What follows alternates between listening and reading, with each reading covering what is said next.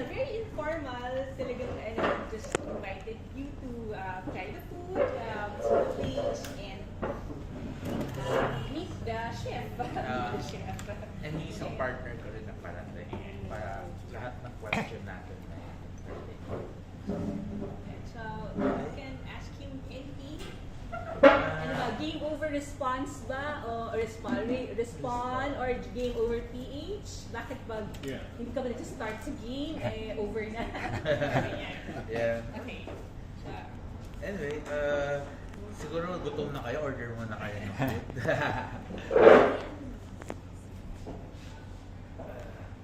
Were you here, sir, before yung respond, nung nag-rebrand sila ng respond? Before it was Game Over PH. Yes. And then, kasi yung market namin that time is medyo high-end eh. Parang medyo class B to A yung target. And then, nakita namin na hindi siya ganun ka-effective because of the location. Okay. Kasi ang target here is yung Ateneo students, students, etc. Pati yung mga homeowners around Game Over. So, most probably, ang naisip namin, parang babaan namin yung price and at the same time, magdadagdag kami ng amenities para to entertain the guests more. So, nagdagdag kami ng mga karaoke, mga ping-pong, mga darts, billiards. Before kasi, consoles lang talaga siya. Like yung PS4 and Wii. So, ayun, ngayon may mga physical activities na siya. And then, yun, after nung Game Over PH, nagpalit kami ng pricing, especially sa food, tsaka sa drinks. Kasi medyo mas makukuha namin yung target with that. Kasi before, parang ang average namin per head is around 400 to 600 eh. And right now, siguro mga 200 to 250 pesos, mag-e-enjoy na talaga yung per guest na pupunta. So, What kind of menu items did you add? Before, wala kaming grills. So, ngayon, yung mga grilled na kami.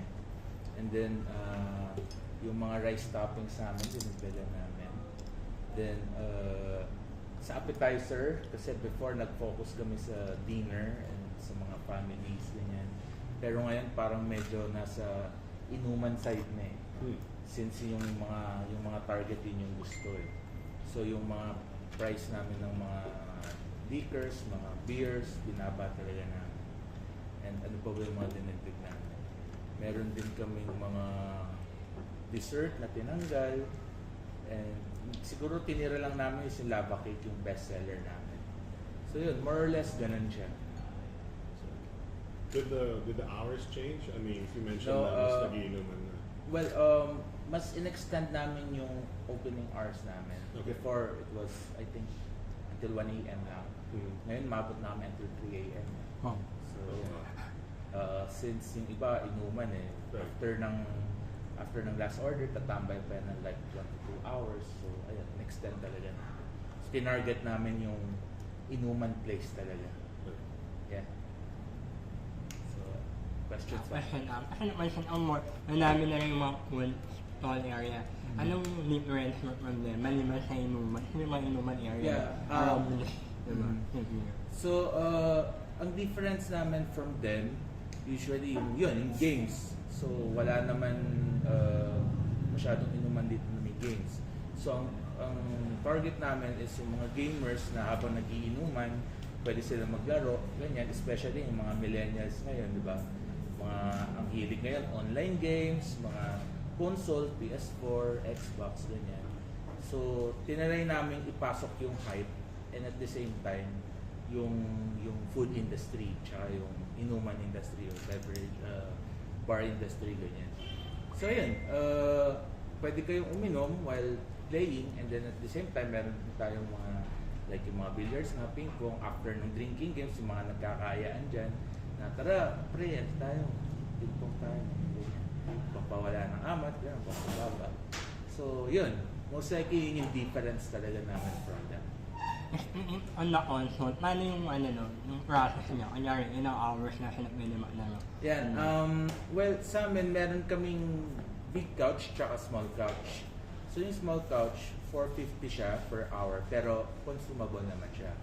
So kung if ever na gusto niyo ma-extend without consuming or magbabayad pa for food or drinks, pwede naman mag-extend like 150. Ito naman, yung malaki, 950 per hour, consumable din yan. So, yan yung mga pangbarkada talaga na marami yan. So, siguro, may isip ng iba, 950, mahal naman. Pero, if ever, let's say, for example, 10 yung tropa, nakasya naman dito. 950, divide mo lang sa 10, is like parang 95 per pax lang, per hour. So, sa tingin ko naman, sobrang sulit na siya para sa isang grupo talaga na gustong maglaro habang nag-iinuman or dinner. So, yeah.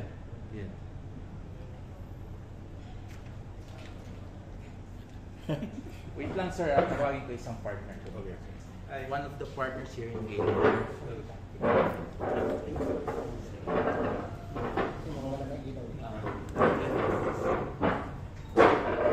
So, you can ask questions then kay Jigs if ever na. What's his full name? Jericho Aguirre. Aguirre. Mention you have a lot of things, yes, for women industry. Paano nyo na mamanage mga yun? Kanyari, parang sobrang dami na mapapasok ako. Na tao? Oo. Well, usually by reservation kasi once na-reserve mo na siya, tuloy-tuloy na siya. Pero let's say for example, nagpa-reserve, kunwari ako guest, nagpa-reserve ako ng for 2 hours for this couch. Parang ang nangyayari, pag may kasunod siya, tapusin mo na yung 2 hours, then hindi na pwede mag-extend muna yung yung current na nakaupo. Kasi syempre, meron tayong mga nakapila. Gusto rin natin siya ma-entertain. If willing sila mag-wait after nung next na nakapila, so yun, that's the time na pwede na ulit silang gumamit. And then, pag naman mga walk-ins, yun, per hour naman, tatanungin mo na kung ilang hours, ganyan, and then pagka sinet na nila, let's say for example, 3 hours, until 3 hours sila, then same system, papalitan ulit ng panibago. Then kung gusto nila mag-extend, they have to wait para dun sa so yun. Ano man sa meron araw okay? Kamusta yung process from that? Yung sa karaoke naman, same lang din. Most likely, ginagawa namin siyang pang PR, ganyan. Pero pag talagang mga walk-ins, gusto talaga, siguro ang chine-charge namin sa kanila is 450 per hour. Depende rin kung gaano sila karami. So, average 450 per hour. 400. Yes. May kasama ng food yun. Yes, consumable. Ano yung variety ng mga pagkain? Depende, nasa menu lang siya. Let's say for example, kung magkano lang yung in-order nila, at least 450 dapat per hour yung order nila. Ano yung pinaka-busiest day niyo? Busiest day usually is weekend.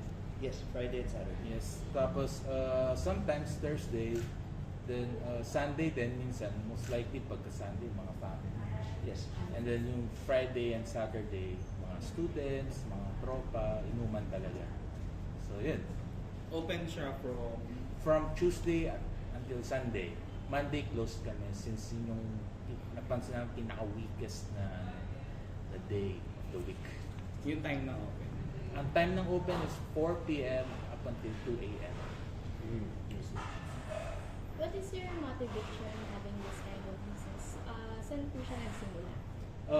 Actually, most of the partners, mga gamers din sila. So, nag-come up sila ng idea na kasi yung president namin, which is RJ Ronquillo, ang expertise niya pag-handle ng sa business industry, sa industry pala niya is mga bar. So, naisip niya, since gamer siya and then alam niya rin yung system ng mga bar, why not combine yung dalawa? So, ayan, ginawa niya yung gamer at the same time na inuman. Tapos parang, kasi ang partner siya sa Tipsy Pig, right? Go ahead pa. Yeah, so Tipsy Pig and yung idea niya, medyo nandun yung reference niya ng mga ideas. So yung time, yung price before, dun nang galing. And then after nun, parang in-overhaul lang namin na binago namin system na kailangan hindi pala ganun dapat yung idea dito, kailangan mas mababang target pa. So yeah. Aside from this place, meron ba kayong kinonsider na ibang location? We have, pero ito yung priority because this is very near one of the partners' house, very accessible, malapit rin sa schools. We considered BGC also, but they're still under planning. Baka magkaroon, hopefully, or Eastwood, baka may gusto mag-invest. Oo. So yeah. May kasi ay mga arcade gamer kasi ako. So may plano ba kayo na ganyan yung dalawang yung dalawang video gamers? Yung arcade naman, before maayos yan, pero ngayon parang nagkaroon lang ng malfunction ng konti. Pero papayos yun namin yun. Siguro probably this month or next month. Depende dun sa gagawa. So, yung usually ang may gusto dyan yung mga 30s na like ako mga 40s gano'n. Kasi mga retro game, di ba? So before, kahit ako, yun yung mga naabutan ko na rin eh. So yun yung mga pang-akit sa mga target market na tulad namin na 30s to 40s.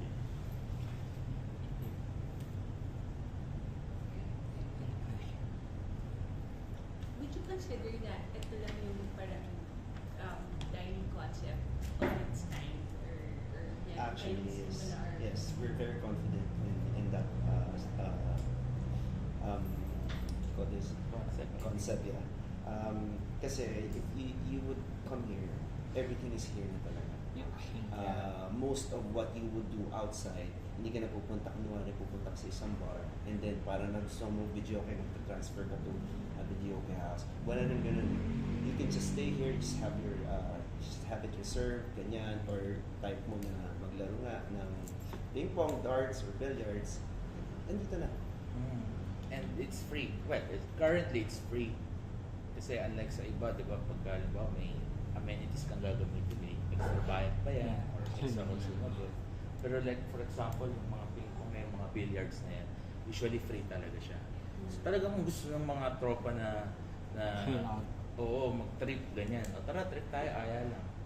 Basta walang gumagamit. Ganun lang, diretso lang siya. So kaya siya talagang namin yung game over dahil more on talagang gaming, ganyan, talagang entertaining para sa mga tropa, ganun. So yan. So hindi naman kailangan consumable ng food yung paggamit ng billiard table? Billiard and ping-pong and darts. So, Pero yung karaoke rest. tsaka yung consoles lang talaga. Yun lang talaga. Yes. How do you manage yung sino yung di ba kaya 1 hour or 2 hours lang per group? Paano mo Paano mo tapos mamantayan? na po kayo or kailangan niyo nang umalis, pero how do you manage the turnover of and then make sure everybody gets their chance? Okay. Usually, depends lang talaga sa reservation. If there's no one in line for a particular console or activity, and then they can go for it the whole night. And Parang and compare usually, lang din. that's what they do, no? Lalo na when pag dumating na yung mga 10 in the evening, usually they stay na. Like here in the house, they stay the whole night. They drink, they play, they eat. Yun. May recent na ba na nagpa-book for like full place yung event? Madami na. Madami na siya. Madami na. Yes. So, sino yung pinaka-memorable na mga client na I would have to say one of our marketing partners, Rumble Real. Yes. They had an event here. It was a charity event. They stayed 24/7 for 2 days. Wow. Tuloy-tuloy. 3-day event. Yeah. So, medyo patayan. Hardcore. Kawawa yung chef. Tapos kailangan pa namin gumawa ng panibagong system for them kasi Yeah. kailangan namin mag-serve ng different food kasi parang iba yung market nila eh. They have to accommodate kahit yung mga low budget before. Kasi before nga mahal eh. So yun, talagang pinagtuunan namin ng pansin yung event. And let me just say na yun yung isa sa mga strengths namin, yung flexibility namin when it comes to clients. We don't of course we do have standard packages, but the thing is, if you need something out of the usual, we can adjust to that. You have a budget, we can adjust to that. We try to accommodate everyone. It's not all about making money. Ano mo yun? If yung client namin is very close to us, regular clients namin, this is the only amount that we can afford, then we make a way to Negotiate. yes, to accommodate everyone. That's good to hear. Kasi minsan ang approach nila is, Yes. diba, mamaya sabihin too expensive, baka hindi namin kaya. Yeah. May gusto namin yung gantong concept. So, Well, may mga ganong mentality talaga na, well, most of them, yun yung mentality nila, baka mahal. Hindi pa naman nila natatry, iisip agad nila mahal. So, we are trying to introduce talaga na mura na talaga dito sila. Kahit na medyo intimidating yung place, as you can see, pag naman mapadaan ko, siguro mahal dyan kasi medyo okay yung place eh. So, ganun yung medyo struggle namin right now. Pero, we're trying to convince them naman na hindi talaga ganun. Yeah. And I have to say it's pretty effective rin kasi there's new market na kami, new customers na we haven't had before because we dramatically lowered the price of food. So, in comparison to the old menu, mas mababa siya ng 40 to 60%. Yes. What would a typical customer walk in with, order what, and in comparison to previously, for example, before the response, for example, and then how much money would you walk in with, and what would you order? You mean kung how much they need to bring before and Typical spending, and also what would they order back then, and what would they order now, and then how much what kind of would they rent? Would typically rent PS4 or something like that? What's the common? well, before, yung tulad sa sabi ko na average before is like 400 to 600 pesos per head talaga. Pero right now, siguro mga 150 to 200, buhay ka na dito the whole night eh, if kaya mo talagang tipirin eh, di ba? And yung ano naman, before yung mga in-order nila, I think same lang eh. Kasi yung mga best sellers namin before, talagang in-stay pa rin namin. Talagang binabaan na namin yung price. Pero syempre, nag-compromise pa rin kami. Binabaan din namin yung quantity siya. Pero quality still the same pa rin. Okay. So, yeah. Thank you.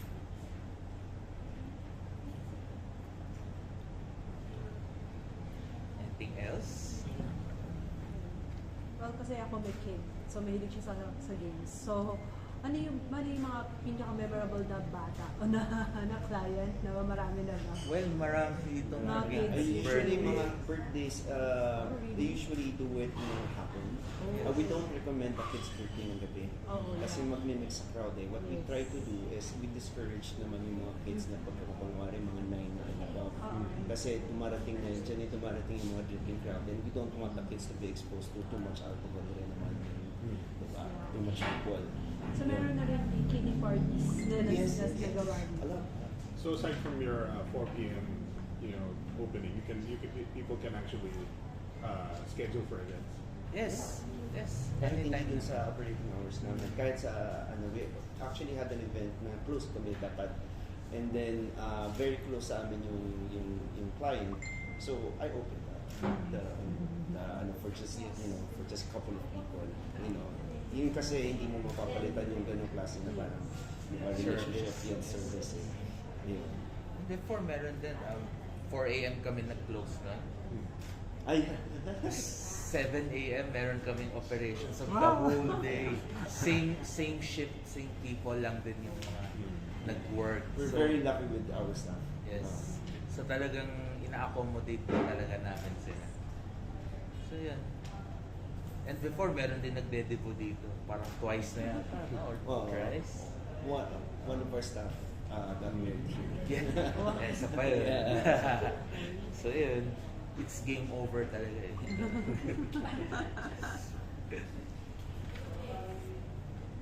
So far, how do you address yung over the sober na mga clients nila?